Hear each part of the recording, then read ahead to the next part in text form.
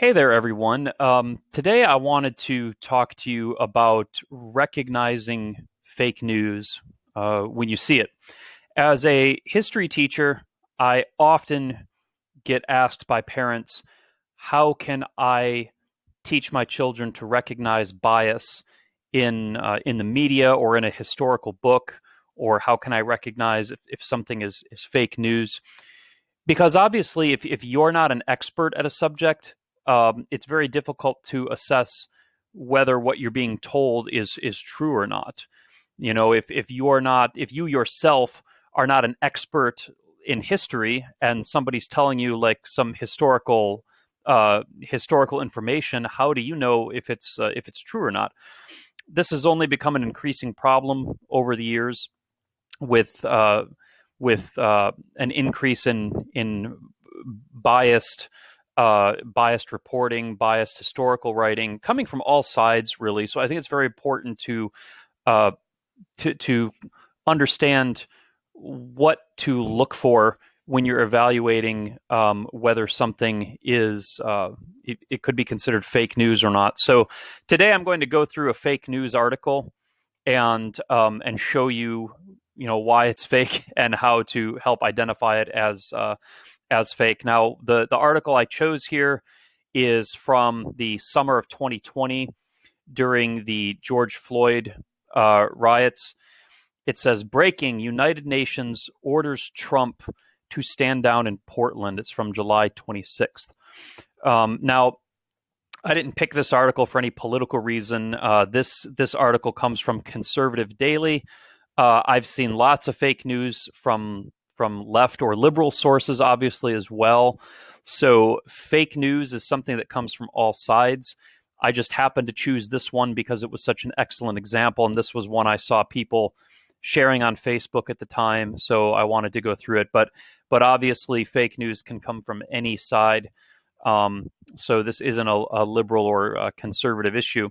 So the headline says, breaking: United Nations orders Trump to stand down in Portland. Now, uh, before I even look at anything else, what I'm going to be searching for is, okay, um, I'm expecting this article to demonstrate that the United Nations has issued an order to former President Trump.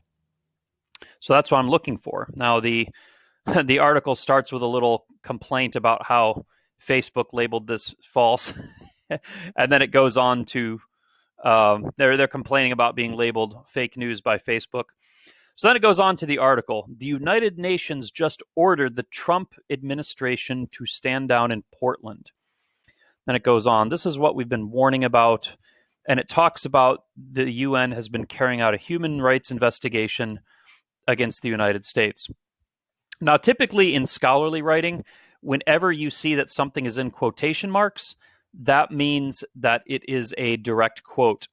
Um, I don't know if that's how this article is using it. I think they might be doing like the fake quotes things like systemic racism, or protesters. I don't know. So it goes in a little bit of the background that the UN is allegedly carrying out a human rights investigation against the United States. And then it says here, they ordered the United States to crack down on police officers. Otherwise, the UN would mount an intervention. Okay, so that's the allegation, that they ordered the US to crack down on police officers. Otherwise, the UN would mount an intervention. So that's what I'm expecting to see evidence of. Then it says, yes, this is really what the Human Rights Council said last month, ... Okay, now right away, I'm looking at this and it's like, okay, there's no source cited and there's no direct quote.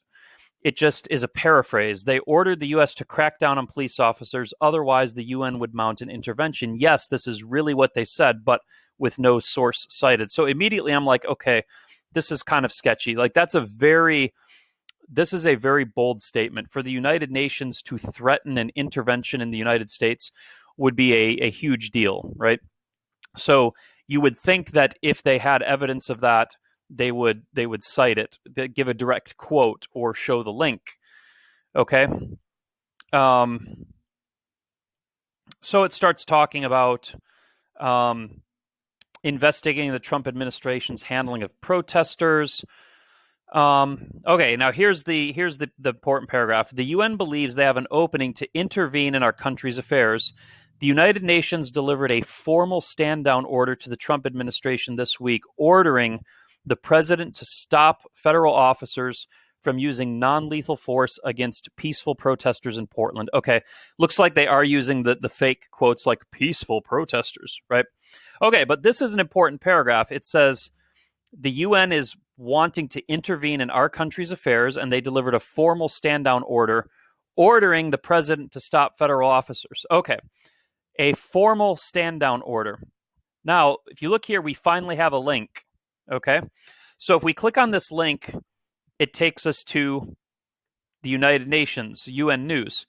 Human Rights Office decries disproportionate use of force in U.S. protests. Okay. So what I'm looking for now is something that verifies what this article says. This article says that the UN issues a formal stand down order. It said that they are ordering a crackdown on police officers and that they're threatening intervention, that there's a threat if President Trump did not comply. And if we go down a little further here, look here, it says the UN delivered a formal stand down order to the Trump administration warning that there would be consequences if federal officers continued enforcing federal law. So again, consequences in quotation marks. Is that a direct quote? It sure looks like it, but let's see what the actual source says. So here's the source the story cites.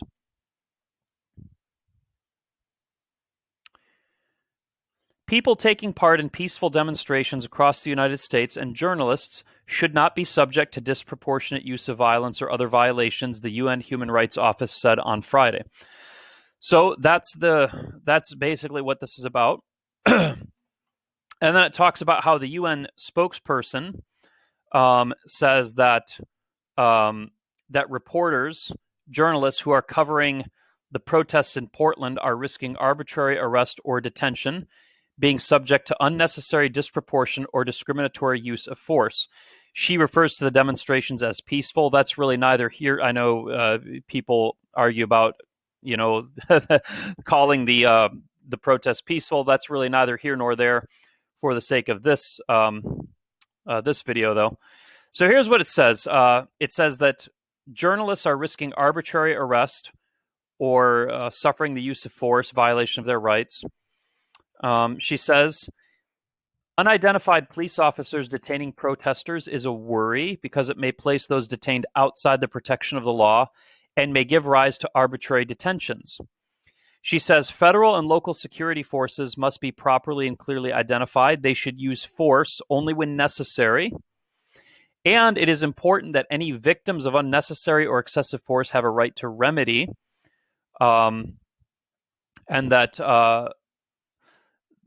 that those who that there's allegations of human rights violations that those responsible should be held accountable. Then it says the Rights Committee will issue guidance.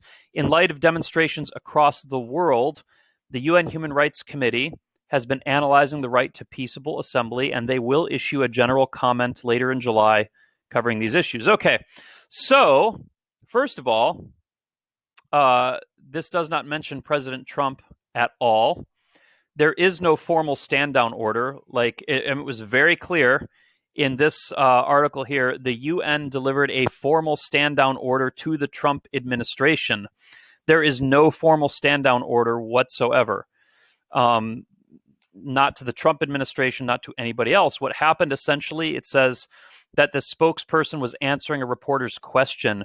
There was a press conference and a reporter asked this UN spokesperson her opinion on the use of force in the George Floyd protests.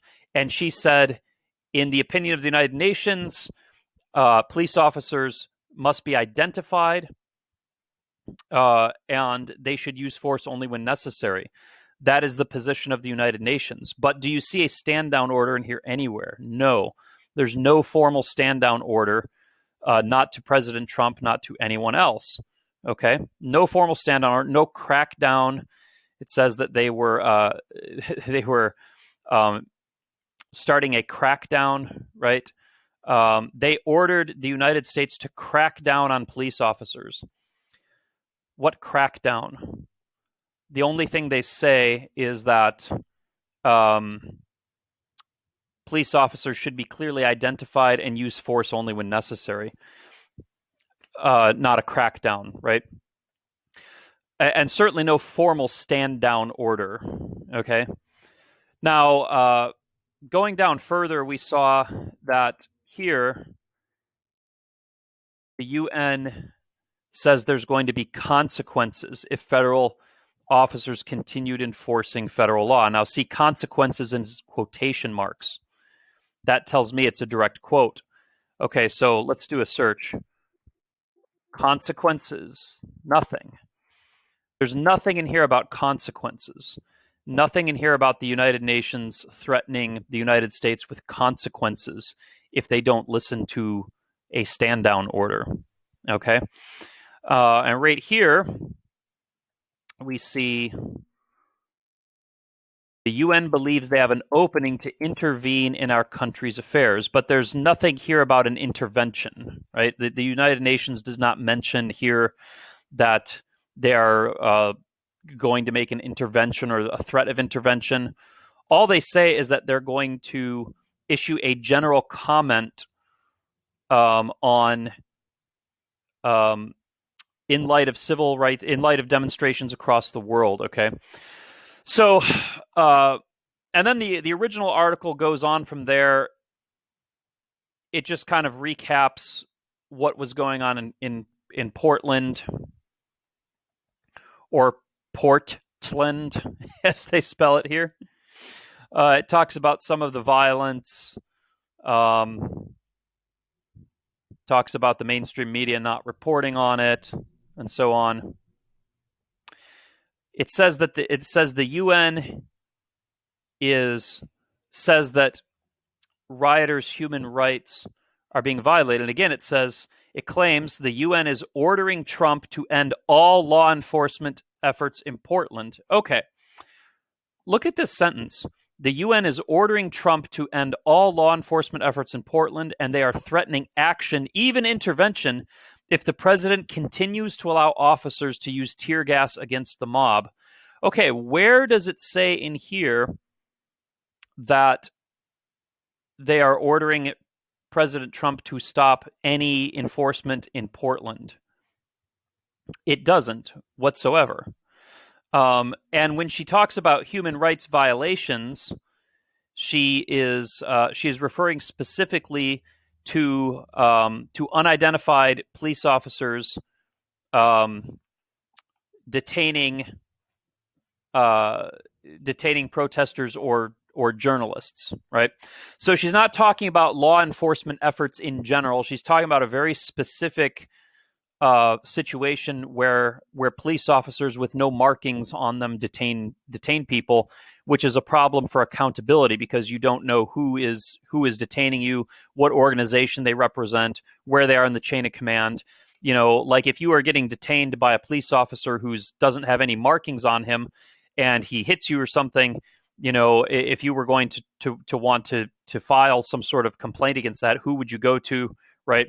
So the concern is not about enforcement efforts in general, but about this very specific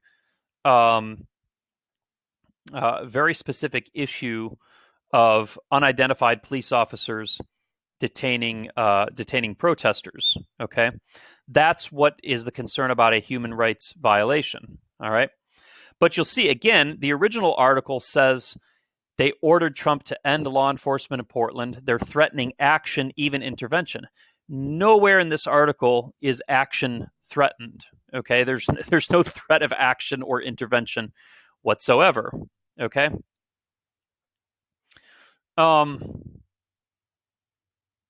So then it goes on to say the UN should not receive federal funding. We're calling on conservatives to band together and join, send faxes to Congress to defund the United Nations. Okay, whatever. Like I said, I didn't pick this article for any political reasons. It's just an example of fake news. And the reason it's fake news is that what the article claims is not backed up by the actual documentation, right? The article says several things that are absolutely false. It says the United Nations orders Trump to stand down, but in the document cited here, this is the specific document they link. There's no such order. Um, there's no stand down order. There's no order to Trump whatsoever. It says that the UN threatens a direct intervention in the United States. There's nothing mentioned there in this document. It says that the UN warned us that there would be consequences right here, and there's a direct quote. There's no, I don't know what that is a quote of, because that word doesn't even appear in this article. It says that the UN orders Trump to end law enforcement efforts in Portland, end all law enforcement efforts in Portland. That's not what the article says. It doesn't say so. Basically, this source article does not say any of the things that the original article claims. So this is fake news. This is a fake story, and it's set up to be clickbait, right? So that people will see this and be like, "Oh my gosh, the UN is ordering Trump to do that." No. So basically, the United Nations, a lady at a press conference was asked a question. Hey, what do you think about unidentified police officers or detaining protesters and journalists in Portland? She gave what the UN's canned response is for how protests are to be handled in the opinion of the United Nations. Basically, she gave the UN's opinion, right? And that's that. So, okay, so that's just an example of fake news.